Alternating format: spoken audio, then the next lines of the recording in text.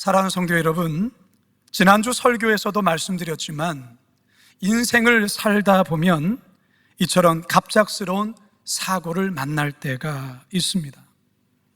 어느 누가 이런 날벼락 같은 일을 예상했겠습니까? 그렇다면 여러분, 만일에 저와 여러분들에게도 이처럼 생명의 경각에 달린 상황에 직면하게 된다면 여러분들은 누구에게 어떤 마지막 말을 남기고 싶으십니까?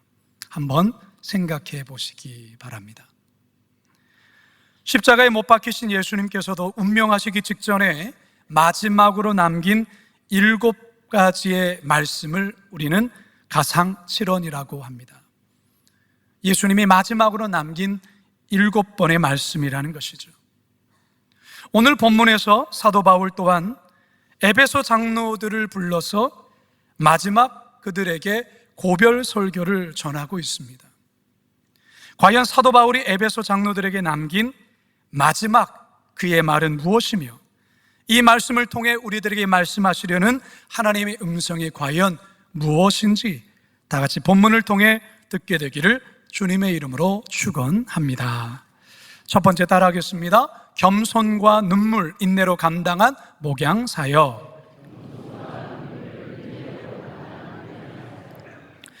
오순절 안에 예루살렘에 도착할 계획으로 아소에서 급히 배를 탄 바울은 밀레도 항구에 도착하자 에베소 교회 장로들 급히 그 밀레도 항으로 오라고 요청을 합니다. 본문 16절과 17절입니다. 시작. 바울이 아시아에서 지체하지 않기 위하여 에베소를 지나 배 타고 가기로 작정하였으니 이는 될 수 있는 대로 오순절 안에 예루살렘에 이르려고 급히 가미로라.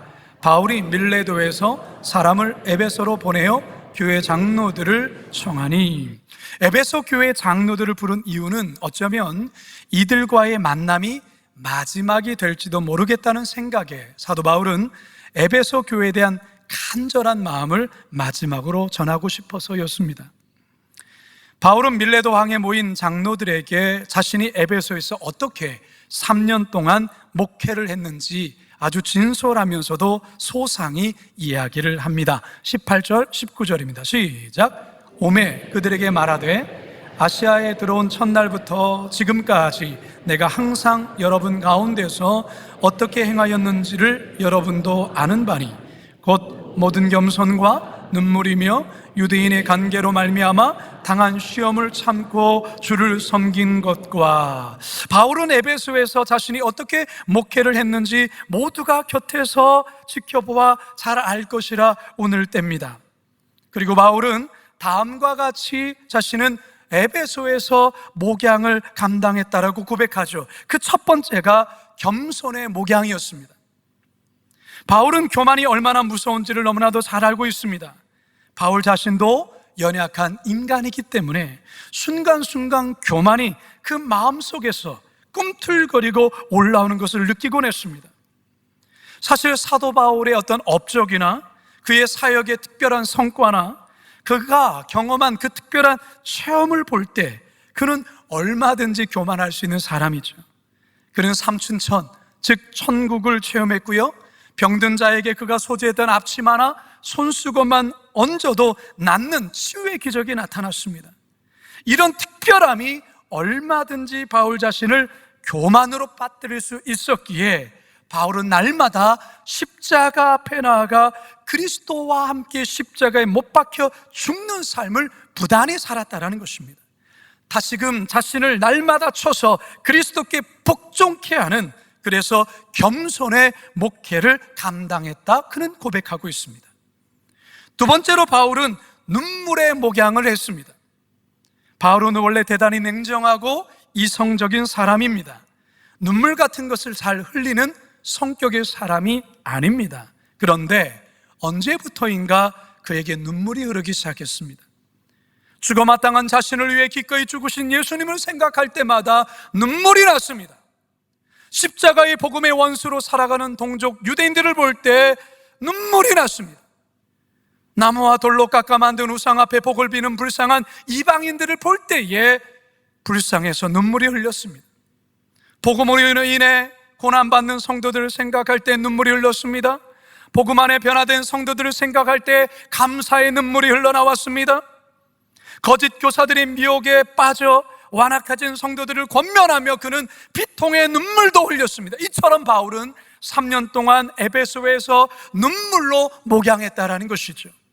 31절 하반절입니다. 시작. 내가 3년이나 밤낮 쉬지 않고 눈물로 각 사람을 훈계하던 것을 기억하라. 눈물의 목회를 했어요. 세 번째로 바울은 인내의 목양을 했습니다. 인내의 목양. 바울이 하나님 앞에서 제일 많이 훈련받고 다듬어진 것이 바로 이것입니다. 인내.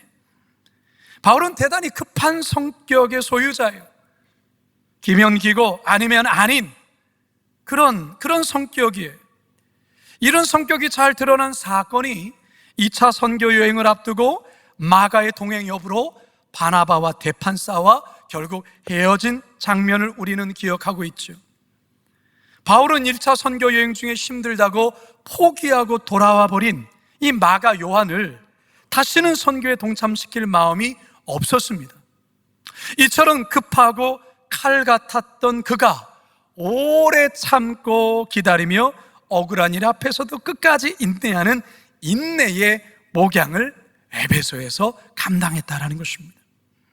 성도 여러분, 제가 방금 언급한 세 가지, 겸손, 눈물, 인내, 이 세 가지는요 목양의 본질이자 핵심입니다. 바울은 평생토록 겸손의 목회, 눈물의 목회, 인내의 목회를 했어요. 그런데 여러분, 사실 이 세 가지는 참 목자이신 예수님이 친히 우리 모두에게 보여주신 모습이기도 해요. 바울은 예수님의 그 모습을 따라 그저 행한 것뿐이에요. 마태복음 11장 29절 상반절입니다. 시작. 나는 마음이 온유하고 겸손하니 나의 멍에를 메고 내게 배우라. 우리 예수님은 겸손의 목자하셨어요. 그리고 눈물로 사역하셨죠. 마태복음 36절과 요한복음 11장 35절입니다. 시작. 무리를 보시고 이는 그들이 목자 없는 양과 같이 고생하며 기진함이라. 예수께서 눈물을 흘리시더라. 인내의 본도 보여주셨다. 이사야서 56장 8절에 보면 그는 곤욕을 당하여 괴로울 때도 그의 입을 열지 아니하였으며 마치 도수장으로 끌려가는 어린 양과 털 깎는 자 앞에서 잠잠한 양같이 그의 입을 열지 아니하였도다. 이처럼 바울은 예수님을 본받아 에베소에서 그렇게 목회했던 것이죠. 따라서 바울이 에베소 교회 장로들에게 자신이 그렇게 에베소에서 목회했던 것처럼 이제 내가 없는 이 에베소 교회에서 장로인 여러분들이 그렇게 에베소 교회 성도들을 섬겨 주십시오. 그렇게 마지막으로 부탁하고 있는 것입니다. 자, 그렇다면 여러분, 바울의 이 같은 부탁이 에베소 장로들에게만 해당되는 걸까요? 아닙니다.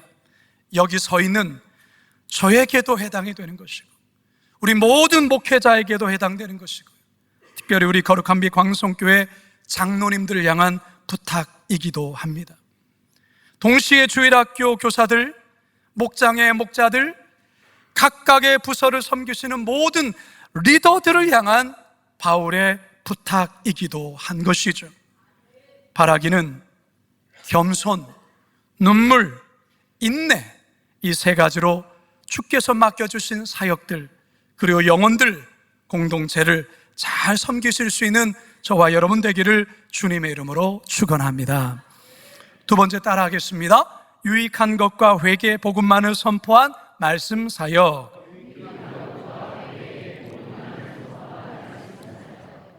겸손과 눈물, 인내로 목양 사역을 감당했다고 고백한 바울은 이제 자신이 에베소에서 어떻게 말씀 사역을 감당했는지를 이제 이어서 고백을 합니다. 20절에서 21절입니다. 시작. 무엇이든지 공중 앞에서나 각 집에서나 거리낌이 없이 여러분에게 전하여 가르치고 유대인과 헬라인들에게 하나님께 대한 회개와 우리 주 예수 그리스도에 대한 믿음을 증언한 것이라. 자, 세 가지를 얘기를 하고 있습니다. 첫째로 사도 바울은 하나님 나라와 교회에 유익한 것이라면 어디서든 누구 앞에서든 눈치 보지 않고 당당하게 말씀을 전했다고 고백을 합니다. 여러분, 사실 이 바울의 이 고백 정말 쉽지 않은 고백이에요. 특히 설교자에게는 더더욱 그렇습니다. 대개 청중들이 듣고 싶어하는 이야기들이 있어요. 그런 류의 이야기가 있어요. 듣기 좋아하는 이야기가 있다는 것이죠. 설교자는 거기에 미혹될 때가 있어요. 그런데 바울은 교회와 하나님 나라에 유익한 것이라면 누구 눈치 보지 아니하고 거침없이 전했다라는 것입니다. 베드로 사도 역시 분노하며 더 이상 설교하지 말라라고 협박하는 유대 지도자들을 향해서 그는 이렇게 거침없이 이야기를 하죠. 사도행전 4장입니다. 시작. 대답하여 이르되 하나님 앞에서 너희 말을 듣는 것이 하나님의 말씀을 듣는 것보다 옳은가 판단하라. 우리는 보고 들은 것을 말하지 아니할 수 없다 하니. 하나님 나라에 유익한 것, 교회에 유익한 것에 대해서 어떤 협박 앞에서도 굴하지 않고 말씀을 전했다라는 것입니다. 바울 또한 그랬어요. 두 번째로 바울은 유대인들과 헬라인들에게 강력한 회개의 말씀을 선포했다 고백하죠. 여러분, 회개가 무엇입니까? 회개. 잘못 가고 있는 길에서 유턴, 돌아서는 것을 회개라 합니다. 우리 예수님께서도 공생애를 시작하면서 가장 첫 번째로 선포했던 메시지가 바로 회개를 촉구하는 메시지였어요. 회개하라, 천국이 가까이 왔느니라. 여러분, 회개는 쓴 약과 같습니다. 씁니다. 여러분, 쓴 약은 먹기가 대단히 힘듭니다. 하지만 몸에는 보약이 되는 것이죠. 그처럼 회개의 말씀은 우리 성도들에게 쓰지만 죽은 영혼을 살리고 딱딱하게 굳어있던 마음을 부드럽게 하며 메말랐던 눈물을 다시 흐르게 하는 것입니다. 바울은 멸망의 길로 향하는 유대인들과 이방인을 향하여 돌이키라고 회개의 말씀을 전했던 것입니다. 마지막 세 번째로 바울은 예수 그리스도를 믿는 믿음으로만 구원을 받는다, 복음이죠. 이 복음을 전했다고 말합니다. 이 복음 설교가 바울의 설교 주제 중에 가장 중요한 주제입니다. 바울은 에베소에서 3년 동안 목회하면서, 특별히 두란노 서원에서 말씀 사역을 하면서 이 세 가지 메시지를 집중적으로 전했습니다. 하나님 나라와 교회에 유익한 것에 대한 메시지, 그리고 회개와 그리고 예수 그리스도를 믿는 믿음으로 받는 구원에 대한, 복음에 대한 메시지를 집중적으로 전했던 것이죠. 이로 인해서 수많은 그리스도의 제자들이 에베소에서 생겨났습니다. 성도 여러분, 오늘날 강단에서 반드시 선포되어야 될 메시지가 있다면 바로 이것입니다. 즉, 하나님 나라와 교회에 유익한 것과 회개와 각성의 촉구와 그리고 예수 그리스도를 믿는 믿음으로 받는 구원, 즉 복음 메시지입니다. 저는 지금 여러분께 설교하고 있지 않습니까? 저도 지금 설교하고 있지만 이 세 가지 내용을 본문에서 찾아 선포하려고 무지혜를 씁니다. 사실 목회자에게 설교 사역이란 참으로 영광스럽고 복된 사역이지만 동시에 늘 벗고 싶은, 늘 부담이 많은 십자가이기도 해요. 그만큼 설교 사역이 어렵고 부담스럽습니다. 물론 설교자의 설교를 통해 성도들의 심령이 큰 변화가 일어나 생명이 살아나고 하나님을 더욱 사랑하게 되었다라는 그런 이야기를 들을 때 이것만큼 기쁘고 보람되고 감격스러운 것 없지만, 그럼에도 불구하고 여전히 목회자에게 설교는 무거운 십자가입니다. 따라서 성도 여러분, 저를 포함해 강단에서 설교하시는 우리 목사님들을 위해서 바른 말씀을 잘 사역할 수 있도록 늘 기도해 주시기 바랍니다. 바울과 같이 하나님 나라에 유익한 것과 회개와 복음만을 담대히 잘 선포할 수 있도록 기도해 주시기 바랍니다. 동시에 성도님들은 단위에서 선포된 말씀이 때론 쓰다 느낄지라도 하나님의 말씀으로 잘 듣고 말씀에 순종하며 그 말씀을 삶에서 살아내 주시기를 바랍니다. 이번 주간에 이 교회와 성장이라는 목회 월간지를 이렇게 보다가 수원제일교회를 담임하시는 김근영 목사님에 관한 그 어떤 인터뷰 내용을 제가 이렇게 보게 되었습니다. 이 수원제일교회는요, 올해로 창립 70주년을 맞는 교회입니다. 교회의 외형, 모양이, 건축이 마치 중세 카톨릭 성당과 같은 그런 아주 독특한 모양을 하고 있는 교회더라고요. 이 목사님이 2017년도에 젊은 나이로 부임을 하셨는데, 처음 교회에 부임했을 때는 어르신들만 가득한 그런 시골 교회였다고 해요. 그랬던 교회가 지금은 젊은 세대들도 많이 모이고 등록 성도들만 한 4천 명이 되는 건강한 교회로 성장을 했습니다. 하루는 어느 낯선 청년이 교회 사무실로 이렇게 전화를 걸어서 교회에 1,000만 원 헌금하겠다며 계좌로 이체를 한 것입니다. 이게 무슨 사연인가 봤더니 이 청년은 그 교회 교인이 아니에요.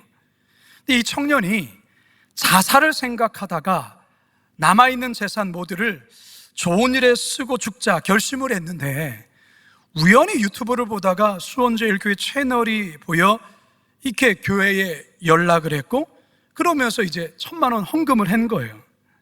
그런데 며칠이 지난 어느 날 그 청년에게서 또다시 전화가 왔어요.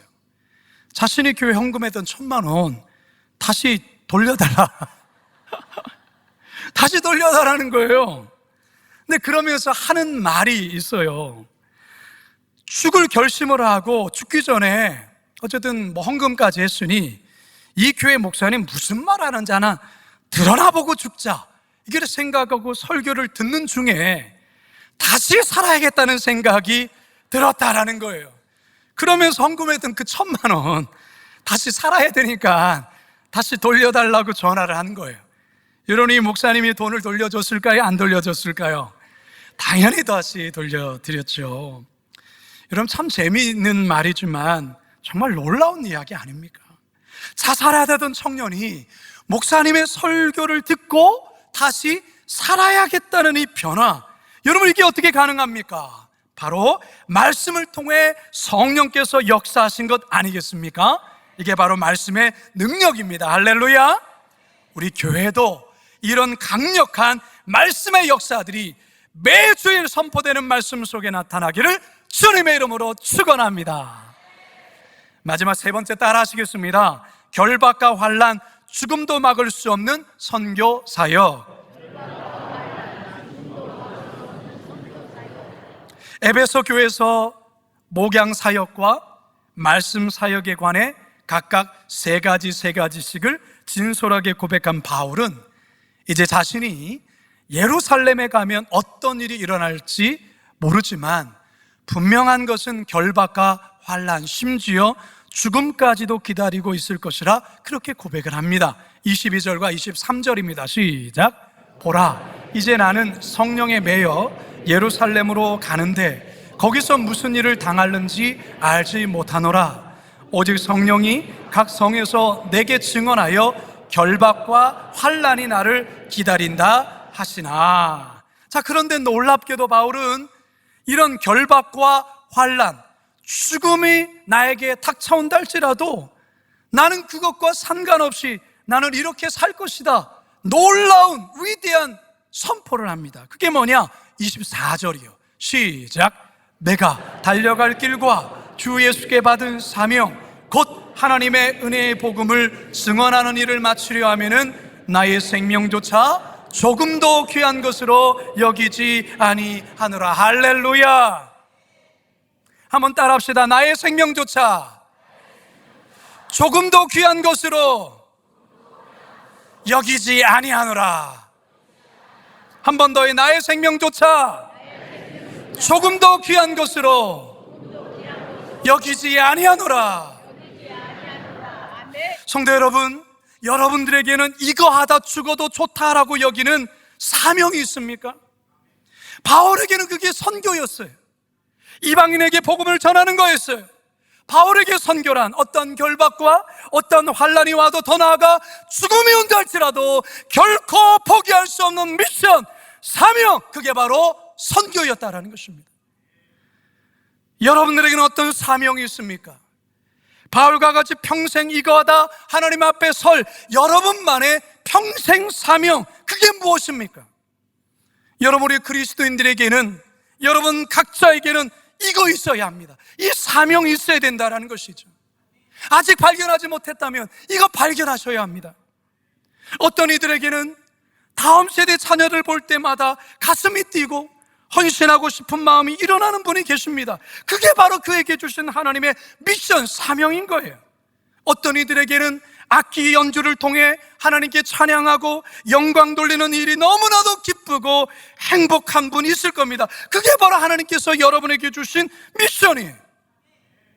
피부 색깔이 까만 흑인만 보면 가슴이 뛰고 복음을 전하고 싶고, 또 어떤 특정한 나라의 사람들만 보면 눈물이 나고 기도하고 싶고 복음 전하고 싶다면 하나님이 그에게 주신 사명이라는 것이죠. 사랑하는 성도 여러분, 여러분에게 사명은 뭡니까? 물론 이 사명이란 게 교회 안에서만 발견하는 건 아니에요. 우리가 한 주 내내 살아가는 직장에서, 일터에서, 그리고 여러분의 가정에서 우리는 그 사명을 발견하고 그 사명을 죽을 때까지 감당해야 되는 것이죠. 근데 여러분, 사명을 감당하는 것에는요 반드시 지불해야 되는 거룩한 대가가 있음을 기억해야 돼요. 거룩한 대가 지불이 있어야 돼요. 바울에게는 그게 결박과 환난과 죽음이었어요. 그런데 그 거룩한 대가 지불을 지금까지 바울이 기꺼이 감당해 왔고 앞으로도 기꺼이 감당하겠노라고 고백하고 있어요.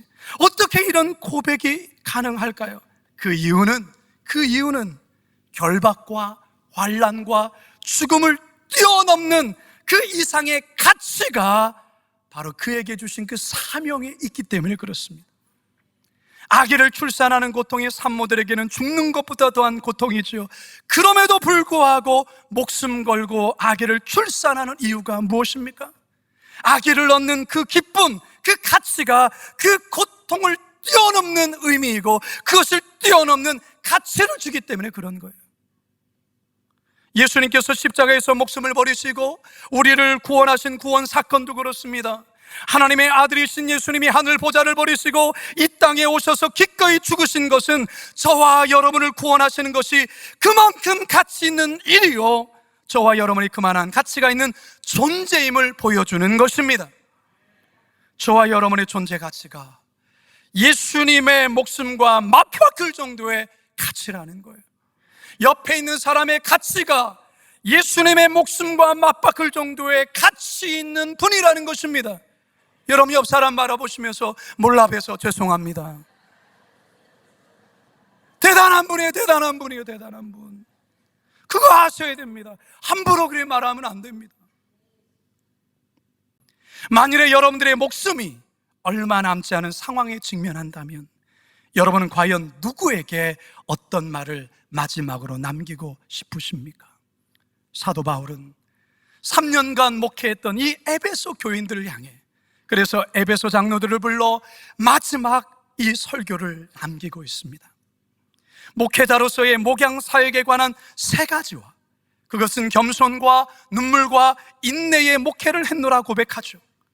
설교자로서 교회와 하나님 나라에 유익한 것과 회개, 그리고 그리스도의 복음만을 거리낌 없이 전했다라고 고백하고, 마지막으로 결박과 환난, 죽음이 온다 해도 주어진 선교의 사명을 끝까지 감당하겠노라는 사명자의 고백을 하고 있는 것입니다. 내가 달려갈 길과 주 예수께 받은 사명 곧 하나님의 은혜의 복음을 증언한 일을 마치려 하면은 나의 생명조차 조금도 귀한 것으로 여기지 아니하노라. 이 고백이 바울만의 고백이 아니라 이 시대를 살아가는 저와 여러분들의 이 땅에서의 마지막 고백이 되기를 주님의 이름으로 축원합니다.